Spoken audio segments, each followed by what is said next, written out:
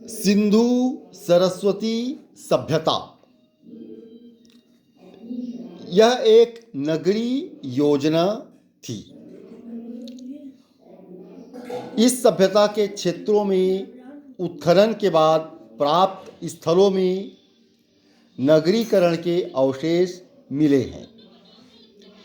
इन भवनों के निर्माण में एक रूपता के दर्शन होते हैं। इस सभ्यता के नगरीय स्थलों में जल निकास प्रणाली अत्यधिक नियोजित व्यवस्था थी। नालियों की प्रणाली भूमिगत थी तथा इसे ईंटों द्वारा ढका जाता था। घरों की नालियां गलियों से जुड़ी होती थी। बड़ी नालियों को मुख्य नालियों से जोड़ा जाता था। भवनों का निर्माण पक्की ईंटों से हुआ था। ईंटों का निर्माण एक निश्चित अनुपात में हुआ था। अधिकांश ईंटों में लंबाई, चौड़ाई तथा मोटाई का अनुपात 4:2:1 था। सभी भवनों में स्नानागार बनाए जाते थे तथा इसमें पानी के निकास के लिए पाइपों का निर्माण किया गया था। मोहनजोदड़ो से एक विशाल स्नानागार का साक्ष्य मिला है, जिसके मध्य स्थित स्नान कुंड 11.88 मीटर लंबा, 7.01 मीटर चौड़ा तथा 2.43 मीटर गहरा है। इसका उपयोग संभवतः आनुष्ठानिक क्रियाकलापों के लिए किया जाता था। हड़प्पा सभ्यता में नालियों का निर्माण भवनों तथा सड़कों के साथ किया जाता था। सड़कें तथा नालियां ग्रिड पद्धति अथवा जालनुमा में बनाई गई थीं और ये नालियां एक दूसरे को समकोण पर काटती थीं। हड़प्पा सभ्यता स्थल से प्राप्त नगरीय अवशेष प्रायः 2 भागों में विभाजित हैं, ऊपरी तथा निम्न भाग। ऊपरी भाग दुर्गीकृत हैं, जिसमें राजकीय इमारतें, खाद्य भंडार गृह या अन्नागार इत्यादि निर्मित हैं, जबकि निम्न भाग में छोटे भवनों के साक्ष्य मिले हैं। सभी भवन समान क्षेत्रफल में निर्मित हैं। ये सड़कों के किनारे एक आधार पर निर्मित हैं तथा भवनों के दरवाजे गलियों की ओर खुलते हैं।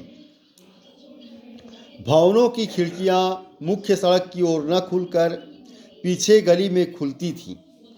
लोथल इसका अपवाद है। मुख्य सड़क की चौड़ाई 10 मीटर होती थी। इसे राजपथ की संज्ञा दी जा सकती है।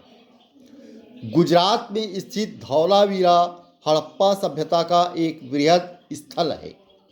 यह नगरीय स्थल अन्य स्थलों की भांति 2 भागों में नहीं बल्कि 3 भागों में विभक्त है। धौलावीरा के 2 भाग दुर्गीकृत हैं। यहाँ पत्थरों से निर्मित एक प्रवेश द्वार तथा पॉलिशदार श्वेत पाषाण खंड भी मिला है। लोथल एवं सुरकोटड़ा के दुर्ग और नगर एक ही रक्षा प्राचीर से घिरे हैं। इस प्रकार सिंधु सरस्वती सभ्यता आज से लगभग 2500-3000 वर्ष पूर्व अनुमानित है और ये एक नगरीय सभ्यता थी, सुव्यवस्थित नगरीय सभ्यता थी। इसमें ईंटों में एक रूपता, भवनों में एक रूपता, समस्त सभ्यता में एक रूपता दिखाई देते हैं। जल निकास प्रणाली एक अत्यंत ही नियोजित व्यवस्था थी। नालियों की प्रणाली भी भूमिगत थी और उसे ईंटों से ढका जाता था। सड़कें एक दूसरे को समकोण पर काटती थी।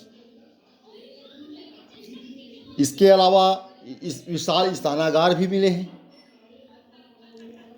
भवन निर्माण सड़कों की भी एक अद्भुत अनुपम प्रणाली है। सड़कें और नालियां जालनुमा या ग्रिड पद्धति से बनाई गई हैं। जो राज्य व्यवस्था संचालन करने वाले वर्ग या अभिजात्य वर्ग के लोग जो जहाँ रहते थे,